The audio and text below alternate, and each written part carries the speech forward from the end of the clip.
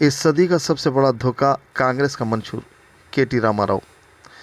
BRS party कारगुजार सदर व साबिक रियासती वजीर तारिक रामाराव ने रियासती कांग्रेस पार्टी हुकूमत पर कड़ी तनकीद करते हुए कहा कि कांग्रेस हुकूमत दलित और कबायली तबकात के सख्त खिलाफ है और उसने अवाम से किया गया एक भी वादा पूरा नहीं किया। उन्होंने कामारेड्डी ज़िले के लिंगमपेट में मुनक़िदा दलित आत्मा गौरव गैरजाना सभा से खिताब करते हुए रियासती वज़ीर आला ए रेवंत रेड्डी हुकूमत को हदफ तनकीद बनाया।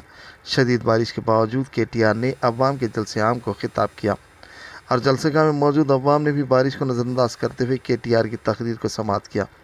KTR ने कहा कि मौजूदा हुकूमत की नाकामियों का इजाला सिर्फ के चंद्रशेखर राव KCR की क़यादत ही कर सकती है।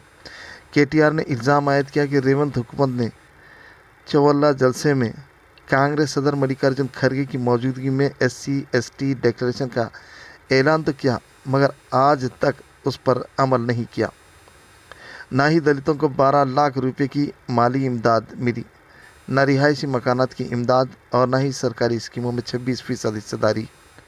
उन्होंने कहा कि ये सब कुछ सिर्फ झूठे वादे और इंतखाबी फरेब थे जो अवाम को बहलाने के लिए किए गए थे। उन्होंने कहा कि KCR ने दलित बंधु स्कीम के तहत दलित ख़ानदानों को 10 लाख रुपए की इमदाद दी और यही वो वाहिद वज़ीर आला हैं जिन्होंने सेक्रेटरीट को डॉक्टर BR अम्बेडकर के नाम से मंसूब करके उन्हें कौमी सतह पर वो इज़्ज़त बख्शी जो उनका हक़ था।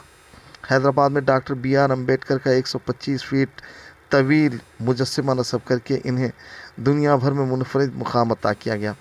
KTR ने रेवंत रेड्डी पर तंज करते हुए कहा कि वो रामू और रेमू के किरदारों की तरह दोहरा चेहरा रखते हैं। उन्होंने कहा कि रेवंत रेड्डी ने अकामती मदारिस में ज़ेर तालीम तलबा को जहरीला खाना खिलाकर उनकी जानों से खिलवाड़ की, जबकि दलित और गरीब तलबा को 100 रुपये का मेयारी खाना भी मुहैया नहीं कर पा रही है और हसीनाओं के लिए 1 लाख रुपये का खाना मुहैया किया गया था। उन्होंने दावा किया कि KCR की क़यादत में तेलंगाना में कोई फलाही स्कीम रुकी ही नहीं, हत्ता कि कोरोना जैसे कठिन हालात में भी Rythu Bandhu, Aasara pension, KCR kits scheme, Kalyana Lakshmi और गुरुकुल स्कूलों में बेहतरीन खुराक का निज़ाम जारी रहा। बरक्स इसके कांग्रेस हुकूमत ने किसानों को रैतु बंधु के तहत रकम वक्त पर नहीं दी बल्कि इंतखाबात के पेश नज़र महज दिखावा किया।